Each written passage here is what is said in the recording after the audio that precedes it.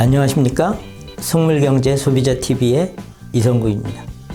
지금까지 제가 조금 우리 속물경제 본래의 취지와는 다르게 이 좌파들의 경제정책에 대한 비판을 많이 들으면서 여러분들한테 실질적으로 도움이 되는 얘기는 못 드렸는데, 며칠 전에 공정거래위원회가 대한항공하고 아시아나의 그 합병을 승인하는데 이런 조건부로 승인을 한다, 이렇게 발표를 했거든요. 그래서 좀 상식에 대해서 여러분들한테 말씀을 드리려고 해요. 제가 공정거래위원회 실제로 근무한 기간도 거의 20년이 넘는 사람이기 때문에 조금 제 지식도 있거든요. 기업들이 서로 합치는데 왜 공정거래위원회가 간섭을 할까요? 그거는 기업들이 서로 합쳐가지고 독점을 하게 되면은 독점력을 가지고 소비자들한테 피해를 줄 수 있다, 이렇게 생각을 하기 때문입니다. 근데 이제 이 항공산업의 경우는 또 일반 상품하고는 조금 달라요.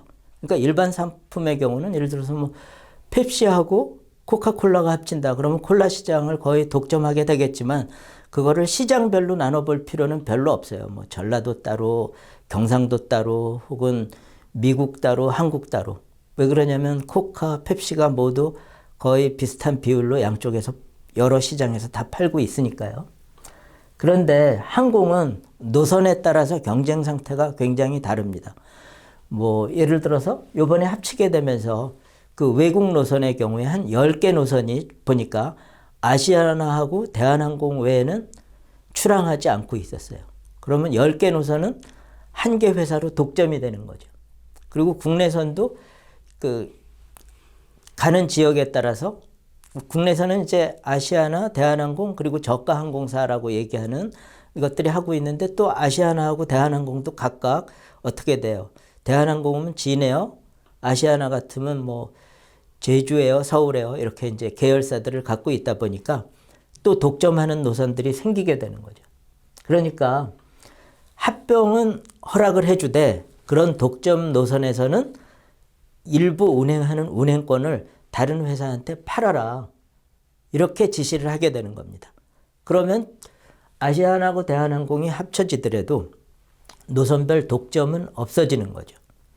아시아나하고 대한항공이 합쳐지는 거가 꼭 나쁜 것만은 아닌 거는, 이게 합쳐지면서 규모의 경제라는 시너지가 나게 되거든요.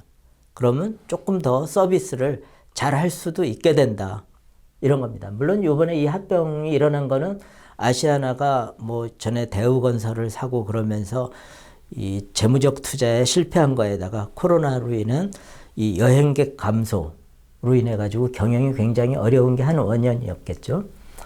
그래서 그 조건을 붙인 것 자체는 합리적이라고 볼 수가 있습니다. 그런데 바로 이 국외 독점 노선의 경우에는 한국에서 심사가 끝났다고 그래가지고 심사가 끝나는 게 아니에요. 예를 들어서 인천하고 런던의 구간이 독점이 된다 그러면 한국만 문제를 삼는 게 아니라 영국에서도 문제를 삼을 수가 있겠죠. 또 중국에서도 어떤 노선들에 대해서 문제를 삼을 수가 있어요.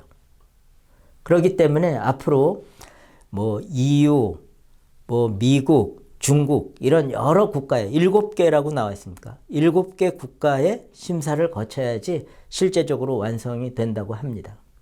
다만 일단 한국공정거래위원회가 이 결정을 하게 되면, 지금은 이제 심사관 의견만 말하자면 검사의 의견이 나온 정도에 불과한 겁니다.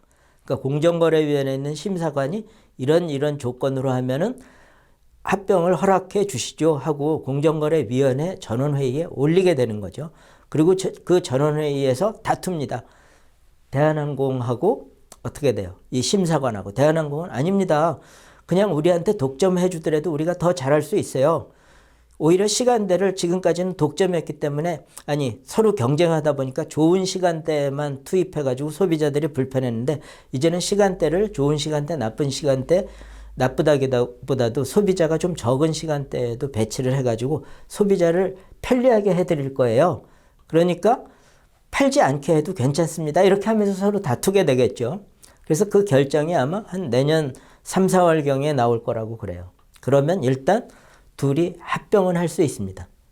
다만 합병했음에도 불구하고 외국 기관들이 다시 심사하는 결과에 따라서 일부 노선들은 다시 제3항공사에 팔아야 된다거나 하는 일들이 발생하겠죠. 이상은 제가 조금 이 공정거래위원회가 왜 심사를 하고, 뭐 공정거래위원회는 보통 경쟁정책당국이라고 하죠. 왜 심사를 하고 그 절차가 어떻게 진행되는지에 대해서 말씀을 드렸는데, 조금 비판의 시각으로도 또 말씀을 드릴게요. 근데 정작 이런 심사 의견 속에는 소비자들이 직접적으로 피해를 보는 부분에 대해서는 전혀 언급을 않고 있어요. 그럼 어떤 거가 지금 소비자들이 직접적으로 영향을 받게 되는지 한번 보죠.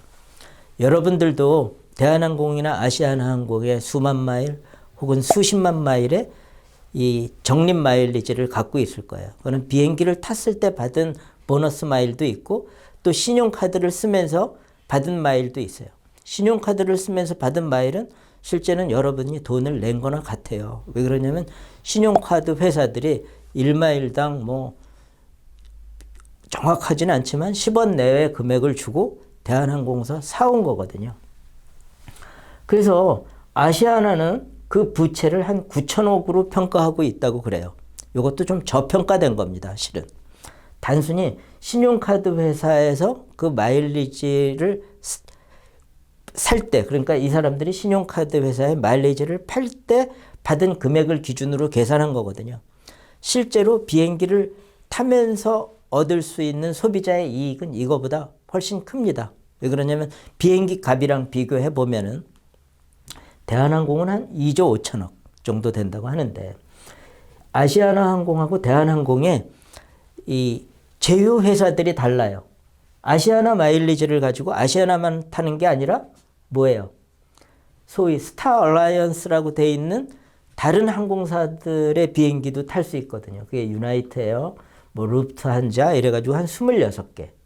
대한항공은 스카이팀이라고 그래가지고 델타, 에어프랑스 같이 한 20개 정도 되는데, 바로 이 아시아나 항공의 스타 얼라이언스 마일리지가 대한항공으로 이전돼 갔을 때 어떻게 돼요? 대한항공은 스카이팀에만 가입이 돼 있잖아요. 스타 얼라이언스에 두 군데 동시 가입은 아마 어려울 겁니다. 그럼 이 마일리지가 제대로 쓰일 수 있는지, 당연히 저는 이 기업 결합에서 이 부분을 제대로 쓰일 수 있도록 하는 조치를 보완하라는 조치도 내려졌어야 된다고 봅니다. 근데 그런 내용에 대한 언급이 없어요. 그러니까 공정위가 경쟁이라는 거는 얘기하면서도 그 경쟁을 하는 최종 목적이 소비자를 위한 거라는 생각은 매우 미흡했던 거죠. 그뿐만이 아닙니다. 지난해인가요? 대한항공이 마일리지 사용 조건을 바꿨어요. 소위 마일리지 공제표를 바꿨죠. 그러면서 합리화했다고 그랬습니다. 거리별로, 옛날에는 그냥 노선별로 15,000, 12,000 이렇게 했던 거를 거리에 따라서 나누는 합리화를 했다. 근데 그 결과를 보면 어떠냐면은 별로 소비자들이 이용하지 않는 노선에서는 깎아줬어요. 그리고 소비자들이 많이 이용하는 노선은 마일리지를 막 올렸어요. 그래가지고 계산을 해봤더니 전체 마일리지 부채, 아까 조기에는 이제 2조 5천억이라고 그런 거는 대한항공이 낸 숫자고요. 평가해보면 3조 원 가까이 된다고 합니다. 3조 원의 마일리지 부채의 실제 경제적 가치를 30%가량 축소해버린 거예요.